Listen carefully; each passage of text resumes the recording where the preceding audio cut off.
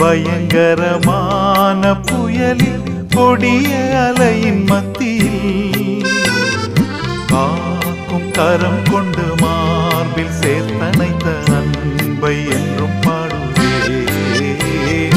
காக்கும் கரம் கொண்டு மார்பில் சேர்த்தணைத்த அன்பை என்றும் பாடுவே. இயேசு என்னும் நாமமே என் ஆத்துமாவின் ஜீவன்.